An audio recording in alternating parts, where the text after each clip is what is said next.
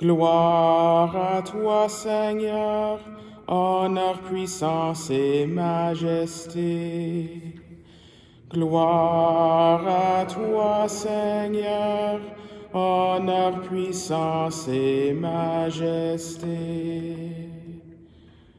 Maintenant, dit le Seigneur, revenez à moi de tout votre cœur, car je suis tendre et miséricordieux.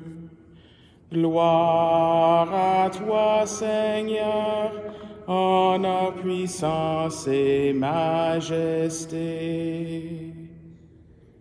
Le Seigneur soit avec vous. Évangile de Jésus-Christ selon saint Matthieu. En ce temps-là, Pierre s'approcha de Jésus pour lui demander, « Seigneur, lorsque mon frère commettra des fautes contre moi, combien de fois dois-je lui pardonner? Jusqu'à 7 fois? » Jésus lui répondit, « Je ne te dis pas jusqu'à 7 fois, mais jusqu'à 70 fois 7 fois. » Ainsi, le royaume des cieux est comparable à un roi qui voulut régler ses comptes avec ses serviteurs. Il commençait quand on lui amena quelqu'un que lui devait 10 000 talents, c'est-à-dire 60 millions de pièces d'argent. Comme cet homme n'avait pas de quoi rembourser, le maître ordonna de le vendre avec sa femme, ses enfants et tous ses biens en remboursement de sa dette. Alors, tombant à ses pieds, le serviteur demeurait prosterné et disait, « Prends patience envers moi, et je te rembourserai tout. » Saisi de compassion, le maître de ce serviteur le laissa partir et lui remit sa dette. Mais en sortant, ce serviteur trouva un de ses compagnons qui lui devait 100 pièces d'argent. Il se jeta sur lui pour l'étrangler en disant, « Rembourse ta dette. » Alors, tombant à ses pieds, son compagnon le suppliait, « Prends patience envers moi, et je te rembourserai. » Mais l'autre refusa et le fit jeter en prison jusqu'à ce qu'il ait remboursé ce qu'il devait. Ses compagnons, voyant cela, furent profondément attristés et allèrent raconter à leur maître tout ce qu'il s'était passé. Alors celui-ci le fit appeler et lui dit, « Serviteur mauvais, je t'avais remis toute cette dette parce que tu m'avais supplié. Ne devais-tu pas à ton tour avoir pitié de ton compagnon, comme moi-même j'avais eu pitié de toi? » Dans sa colère, son maître se livra au bourreau jusqu'à ce qu'il eût remboursé tout ce qu'il devait. C'est ainsi que mon Père du ciel vous traitera, si chacun de vous ne pardonne pas à son frère du fond du cœur. Acclamons la parole de Dieu.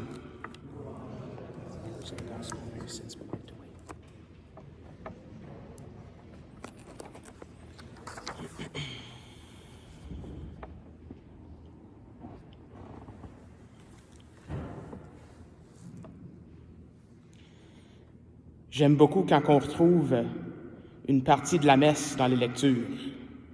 Ça fait ma job un peu plus facile pour savoir de quoi le Seigneur veut que je parle. Et je vais vous avouer que c'est un peu plus difficile à le trouver où est-ce que c'est, parce que c'est seulement quelque chose que le prêtre va dire à voix basse, juste avant d'avoir lavé ses mains. Le prêtre dit, « Le cœur humble et contrit, nous te supplions, Seigneur, accueille-nous que notre sacrifice en ce jour trouve grâce devant toi. » Ce sont les paroles d'Azarias, de la fournaise, dans le feu. C'est ça qu'on a lu dans la première lecture. Mais avec nos cœurs brisés, nos esprits humiliés, j'ai mis 3 petits points, que notre sacrifice en ce jour trouve grâce devant toi, car il n'est pas de honte pour qui espère en toi. Donc, premièrement, je ne savais pas que c'était là que venaient ces paroles-là dans la messe, je vais être honnête. Et en même temps, je vais prendre un peu plus de temps à méditer de ce que cela pourrait dire pour moi ou pour nous qui célébrons la messe tous les jours, qu'est-ce que ça signifie ça, que ça vient de la fournaise, ces paroles-là? Mais une pensée qui vient, c'est l'amour. C'est le feu de l'amour de Dieu. Ce feu d'amour que le Seigneur a pour nous, jusqu'à vouloir sacrifier sa vie pour nous sauver, pour en fait nous donner le pardon, la miséricorde de Dieu, pour être la miséricorde que le Père nous donne.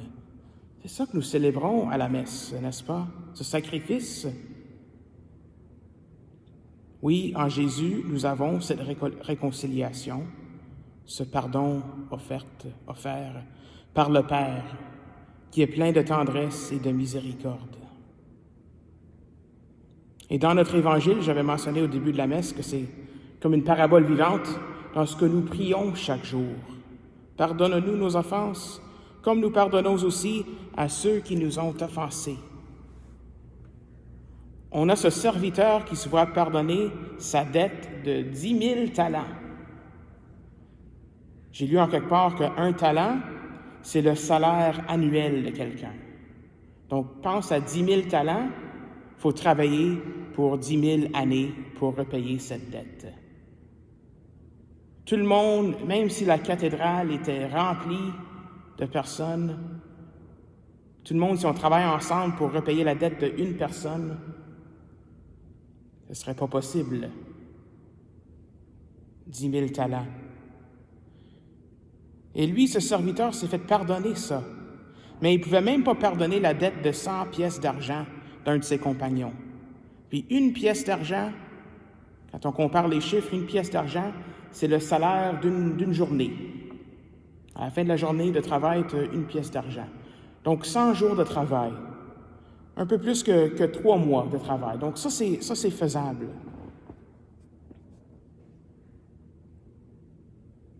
La parabole, c'est pour nous aujourd'hui, nous montrer que la dette qu'a causé nos péchés est immense. C'est comme ce 10 000 talents. Il y a un grand abîme créé que nous-mêmes, si nous travaillons ensemble, on ne va pas pouvoir le repayer. C'est impossible par nous-mêmes. Mais notre Père est miséricordieux. Il nous a pardonnés par le sacrifice de son Fils sur la croix, que nous célébrons, que nous représentons chaque fois que nous célébrons la messe, que nous recevrons l'Eucharistie. Il a tout fait ça par amour, un amour enflammé. Sainte Catherine de Sienne utilisait cette analogie d'un pont que la croix a créé. Nos péchés, c'est comme une séparation de Dieu, cet abîme entre nous et Dieu. Mais la croix, c'est le pont qui nous unit au Père, qui nous permet de traverser pour être avec le Père. Alors nous sommes aujourd'hui dans cette position de ce serviteur dans la parabole. Nous avons un choix à faire, et ce choix-là, c'est de pardonner ou non les dettes qui nous sont rendues. Et cette parabole nous dit que les pardons que nous avons à faire, même les plus difficiles, qui nous remontent sûrement à la surface dans nos têtes en ce moment, il y a des événements qui reviennent peut-être, même ces choses-là qui sont très difficiles à pardonner, sont petits comparés au pardon que Jésus nous offre. Donc, c'est une lecture, une leçon très difficile aujourd'hui. Mais, reprenons ces paroles aujourd'hui d'Azarias. Le cœur humble et contrit, nous te supplions, Seigneur, accueille-nous que notre sacrifice en ce jour trouve grâce devant toi. Alors, sachant aujourd'hui que nous avons reçu une grande grâce du pardon de Dieu, demandons au Seigneur, lorsque nous allons célébrer l'Eucharistie aujourd'hui, ce sacrifice vivant et saint, que nous aussi nous soyons enflammés par l'amour divin et remplis de la grâce de Dieu, lorsqu'il est temps que nous pardonnons aussi à ceux qui nous ont offensés. Amen.